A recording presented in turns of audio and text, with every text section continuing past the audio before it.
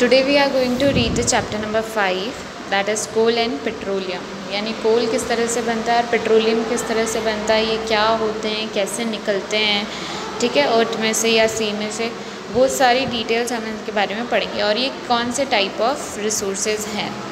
तो we use various materials for our basic needs. हम अपनी बेसिक नीड्स के लिए काफ़ी सारे मटेरियल यूज़ करते हैं। हम अपनी बेसिक नीड्स के लिए काफ़ी सारे मटेरियल यूज़ करते हैं। उनमें से कुछ हमें नेचर में मिल जाते हैं और कुछ जो है नेचर में नहीं मिलते, ह्यूमंस द्वारा बनाए गए होते हैं। तो ये कैसे लिस्ट प्रिपेयर करनी है, अपने आसपास जो भी मटेरियल्स आप देखते हो वो नेचुरल है या वो मैन मेड है। जैसे पॉलीथीन वगैरह है तो वो सब मैन मेड है, हम फिर भी डेली लाइफ में यूज़ करते हैं। तो इस तरह से एक लिस्ट प्रिपेयर कर लेनी है आपको, ठीक है। इस लिस्ट में अपने आसपास आने वाली हर चीज़ को इंक्लूड करना, एयर है, वाटर है, सॉइल है, ठीक है।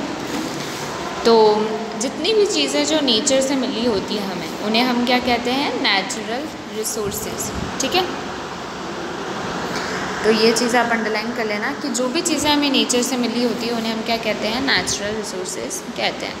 क्या इसमें एयर, वाटर, सॉइल इंक्लूडेड है? येस, क्योंकि ये सब नेचुरल चीज़ें नेचर से ही मिलती है हमें, ठीक है। अब सेकंड क्वेश्चन ये है कि क्या नेचुरल चीज़ें एग्जॉस्टिबल होती है, यानी क्या वो ख़त्म हो जाती है ह्यूमन एक्टिविटीज़ के थ्रू, क्या वो ख़त्म हो जाती है? तो you have already studied about water in class 7। Is water a limitless resource? क्या वाटर ऐसा रिसोर्स है जो लिमिटलेस है, यानी बहुत ज़्यादा अमाउंट में अवेलेबल है, ख़त्म ही नहीं होगा, उसकी कोई लिमिट नहीं है।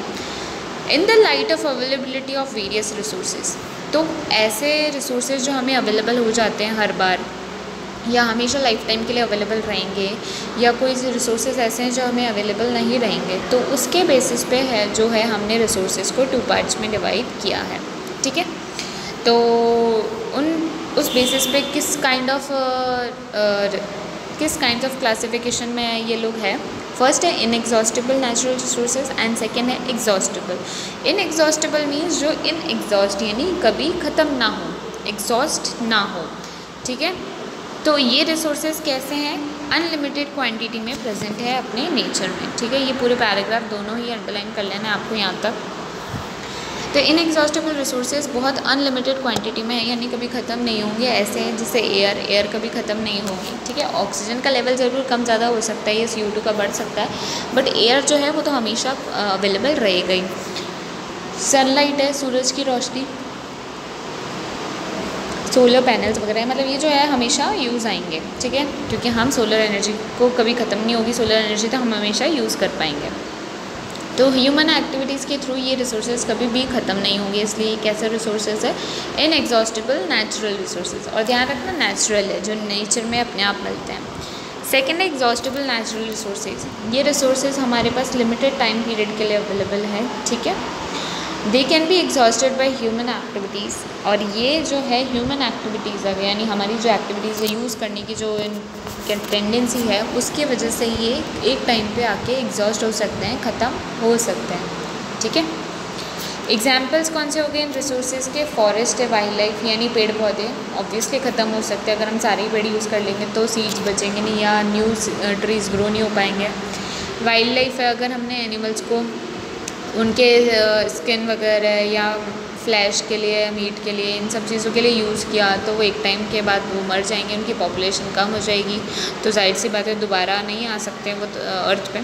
तो ये मिनरल्स है, यानी आयरन, एल्यूमिनियम, जो मिनरल्स हमें अर्थ से मिलते हैं, कोल है, पेट्रोलियम है, ये सारी चीज़ें ऐसी है जो एक टाइम बाद ख़त्म हो जाएगी अगर हमने इन्हें बहुत ज़्यादा ही यूज़ किया लार्ज स्केल पे। इसलिए कैसे रिसोर्सेज है, एग्जॉस्टिबल नेचुरल रिसोर्सेज हैं, ठीक है। एक एक्टिविटी की है 5.2 में, इसमें क्या किया, कंटेनर लिया है, उसमें कुछ पॉपकॉर्न, पीनट, एक में पॉपकॉर्न डाले, पीनट्स डाले, रोस्टेड ग्राम यानी जो सिके हुए चने होते हैं, टॉफ़ीज़ डाली। अब इनको हमें क्या है, स्टूडेंट्स में डिवाइड करना है 3 सब ग्रुप्स में, 3 ग्रुप्स में डिवाइड करना है, जिसमें एक ग्रुप में 1 है, एक ग्रुप में 2 बच्चे हैं और एक ग्रुप में 4 बच्चे हैं, ठीक है। तो इन्हें हमने first, third, second and third generation में डिवाइड कर दिया। इन ग्रुप्स को क्या नाम दे दिया, फर्स्ट जनरेशन, फिर 2 जिसमें 2 है उसको सेकेंड जनरेशन, और जिसमें 4 है उसे थर्ड जनरेशन। ये सब ग्रुप्स क्या रिप्रेजेंट करते हैं, कंज्यूमर, जैसे हम लोग, यानी हमारे घर में दादा दादी है, फिर मम्मी पापा है, फिर हम बच्चे लोग हैं, तो वो 3 कैटेगरी, 3 जनरेशन जो इन्होंने डिवाइड कर रखी है। अब जैसे जैसे पॉपुलेशन बढ़ रही है, ठीक है, सेकेंड और थर्ड जनरेशन तो बहुत ज़्यादा लार्ज नंबर ऑफ़ कंज्यूमर्स है। फर्स्ट जनरेशन में तो ओनली 1% दादा दादी, ये ज़्यादा से ज़्यादा, या फिर सिर्फ दादा या सिर्फ दादी होते हैं लाइव, तो उनकी पॉपुलेशन तो कम हो गई। बट जो नई जनरेशन है इनमें कंज्यूमर्स काफ़ी ज़्यादा है, क्योंकि पहले के लोग तो वैसे भी कंज्यूम करते ही नहीं थे, ये सब चीज़ें थी भी नहीं, तो वो उस जनरेशन के तो कंज्यूमर कम है। आजकल की जनरेशन में एवरीवन इज़ कंज्यूमर, यानी घर में हर कोई किसी के पास गाड़ी है, हर कोई कंज्यूम कर रहा है, हर कोई चीज़ें यूज़ कर रहा है, बना रहा है। तो अगर हमने एक फुल कंटेनर लेके एक ग्रुप टेबल पे रख दिया, उसमें ये सारी चीज़ें फिल कर दी, और फर्स्ट जनरेशन को बोला कि हर ग्रुप में से एक फर्स्ट जनरेशन को बोला कि आप ईटेबल्स इनमें से जो जो चीज़ें खाने लायक है वो आप खा लो।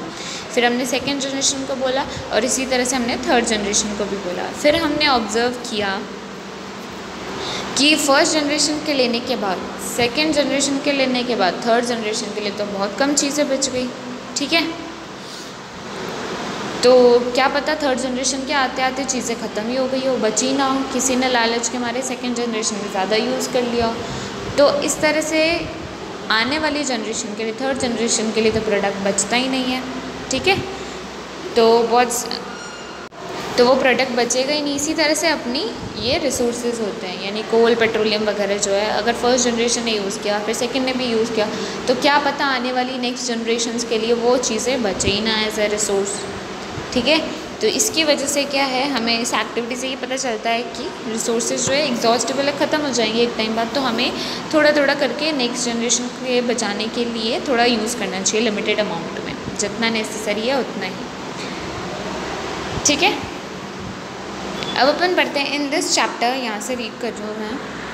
इन this chapter will learn about some exhaustible natural resources. तो इस चैप्टर का नाम ही कोल एंड पेट्रोलियम है। तो इसमें हम कौन से रिसोर्सेज के बारे में पढ़ने वाले हैं जो एग्जॉस्टेबल है, जो ख़त्म हो जाएंगे एक टाइम बाद, उन्हीं के बारे में हम पढ़ेंगे, जैसे कोल है, पेट्रोलियम है, नेचुरल गैस है, etcetera.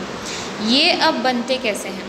These were form from the dead bodies of dead remains of living organisms like plants है, एनिमल्स है, जो भी मर जाते हैं वो एक टाइम बाद जाके क्या होते हैं, इन चीज़ों में कन्वर्ट हो जाते हैं, कोल एंड पेट्रोलियम में।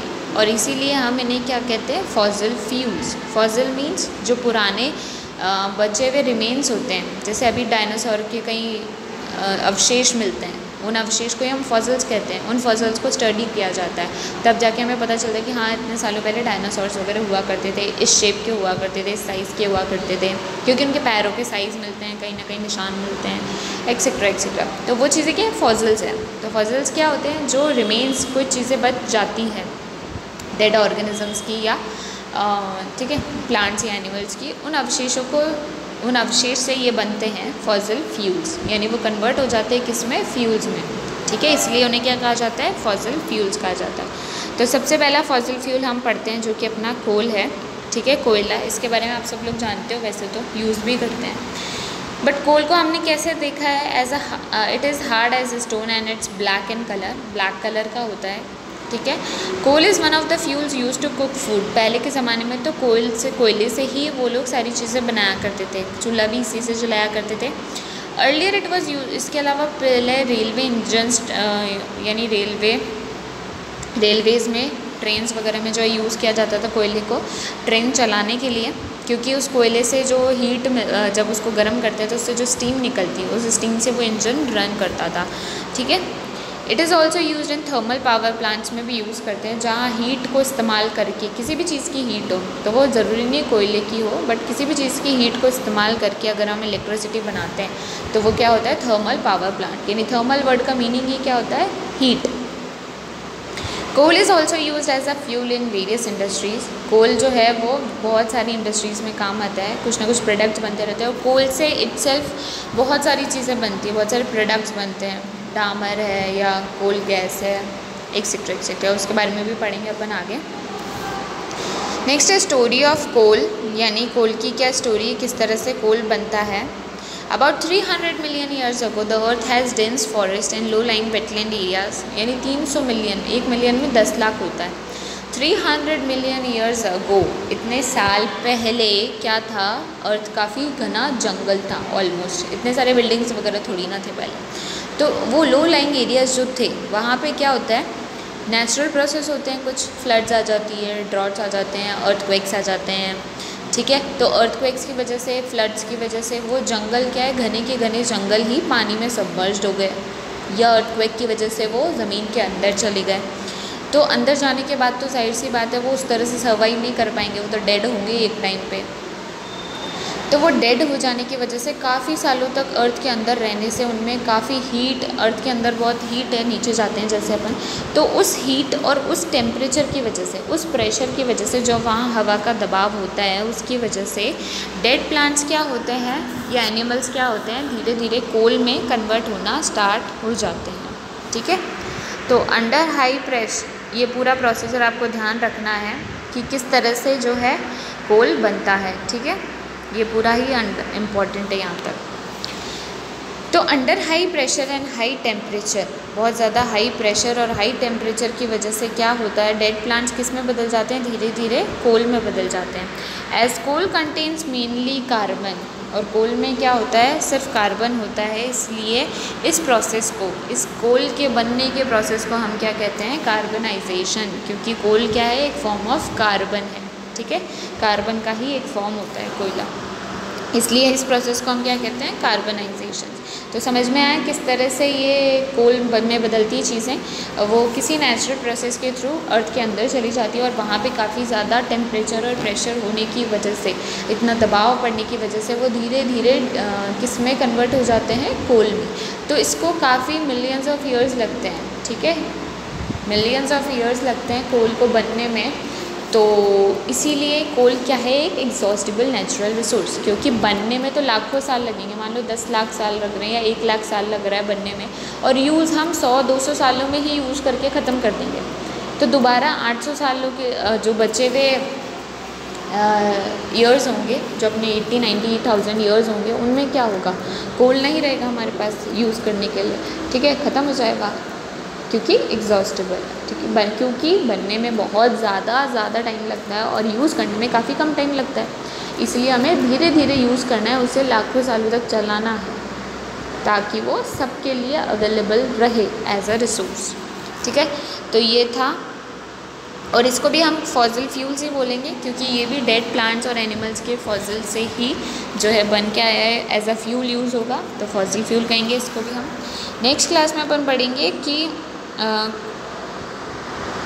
किस तरह से कोल को, ये जो कोल निकल के आता है, इसको हम अलग अलग प्रोसेस के थ्रू, या क्या इससे चीज़ें ऑब्टेन्ड होती है। नीचे यहाँ पे कोल माइन की पिक्चर दिखा रखी है, यहाँ पे ऊपर है ना, इस तरह से दिखती है कोल की माइंस होती है, इनकी खदानें होती है जिनसे कोयला निकाला जाता है, ठीक है। बाकी अपन नेक्स्ट क्लास में पढ़ेंगे। Thank you.